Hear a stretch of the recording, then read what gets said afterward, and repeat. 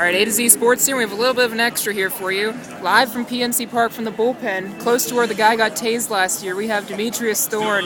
D Thorn on Twitter, Fake Pedro in your hearts. How are you? Good, how are you, Chad? Good, doing well. Just get me started. I know it's the most easiest question you've gotten so far, but what just started this whole movement? Last year, during Pirates Fest, one of my friends told me that I look like him a little bit, so I was like, well, one day I'll just get dressed as him. And I planned it out for an entire year. Next thing you know, August 28th, he goes nuts, and that was the day that I was dressed as him. And it ended up being crazy after that. How'd you get the tickets for that game? Because obviously you were the Root Sports sensation, and now you got Kent to call me wishing you happy birthday. How did you get the tickets for that night? We went on StubHub. We were just messing around, and next thing you know, I was like, oh, third base. I think he'll love it if I actually dress like that near third base. It's made much more sense. Now, I know he saw you and he said something to you, but you don't know what he said, still don't know? No clue. Kelly hasn't told me. Nobody knows. I think he just kind of kept it to himself. It kind of sounded like he said, it looks better on you, but that's all I think it might have been.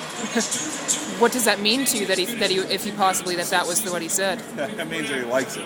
As long as he likes it, I'll keep doing it. The minute he says he's annoyed by it, it's done. I guess it hasn't really gotten old yet, has it? No, not really. It has its moments where it gets kind of annoying when you're sitting at the game and you just want to hang out and do stuff.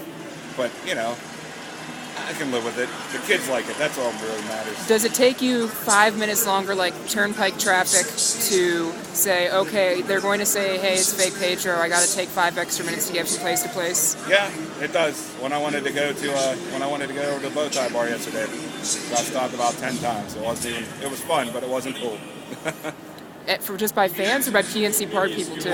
People that work here, a lot of fans, a lot of kids. Kids love it. That's all that matters. What do you think of just people in general is this kind of like ball hawking for me? Is this just a way for you to get a little bit closer to the game? I guess. Yeah.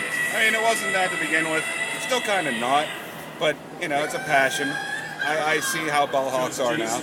I read into their minds a little bit. It's a passion that they have. I'm okay with it. And just what do you think? The Pirates have not had the best of success since mid-August. Just what do you attribute that to? Man, that's a tough question. I'm going to say it's an entire organization problem, not just, you can't blame one thing for anything. It's hard to do that. The players, no, because they don't give up. Management, no, probably not. Upper management, they're still trying. They just think it's a young team and they're still trying to get through it. They have to win out as of the time of this interview right now. Just what do you think, if they can at least get a couple more games and move towards next season, just what do you think of how that could do? I think it's going to be good for next year. It's always good to keep building. As long as you keep going up, not down, it's fine. It'll always get better. As a Pirate fan, I know it's been frustrating these last couple months, but just in general, right now they have 76 wins as of this interview, and they had 72 all of last year.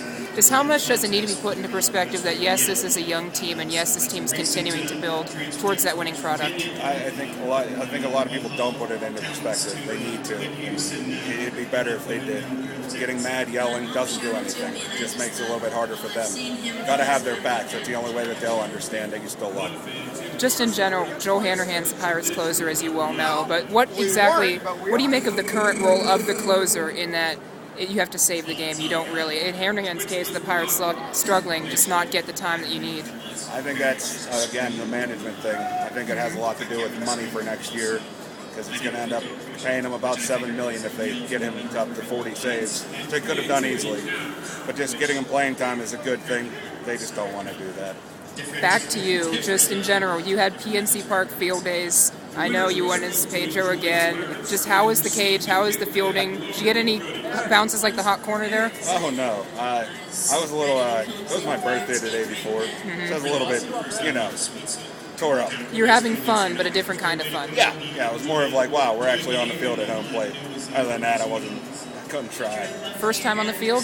Second. We did that catch on the field thing. And just what do you make of the experience of being a season ticket holder? It's fun. It's different. You get to know a lot of different people. You get to meet a lot of different fans. I like it. Favorite part of being a season ticket holder? Oh, man. I guess I wouldn't say you get to rule PNC, but you get to at least roll around and people know who you are. The staff knows who you are. It's a little bit better that way. So the players get to see it more often too. Pirates have released their schedule. You've kind of seen it. Interleague kind of mixed in, a little bit of awkward scheduling. Yeah, but just what do you make of the schedule? I'm okay with it. I wish Texas was coming here. Kind of wanted to see Darvish. But Angels and Pujols? Yeah, I'm okay. Pujols isn't coming here. He doesn't like us. There's no Snell or Duke, so we're okay. Yeah, next year, the year after, we'll get Pujols here, get Darvish here. But as of right now, I think it's okay. It's the best you can get for a team in our position. Besides Pedro, your favorite Pirate? Ooh, Tabata. That sounds weird, just because Jose, every time I talk to him, seems to like it.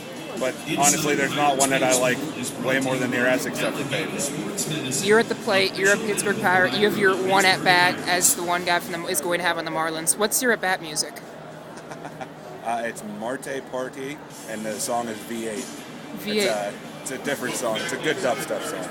The letter V and 8, or just V and then EIGHT for those? V and Distel's number 8. Number 8. Okay. Yep. So you're kind of that kind of you kind of got the McCutcheon thing going. I listen to everything. Just that song kind of stuck with me. If you listen to the one lyric that they have in it, because it's all dubstep, you'll understand why. What would you think going in the All-Star break that McCutcheon had the MVP and that Hurdle was the Manager of the Year? I wouldn't say Hurdle was Manager of the Year. Not yet? Kind of lucky, but definitely Kutch having the MVP was something that looked like it was a lock. Except for Melky. Melky was right up there with him. But once he got out, I thought it was a lock.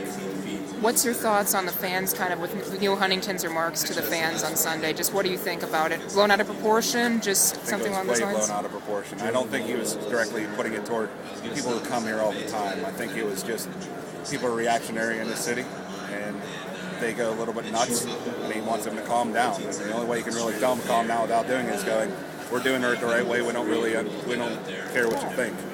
And it's working, nobody sees that. So. Anything else? Perfect. That was for everybody. Fake Pedro, Demitrius Thorn, at DThorn on Twitter, for those who want to follow him. That's pretty much it. A to Z Sports here, and back to the studio.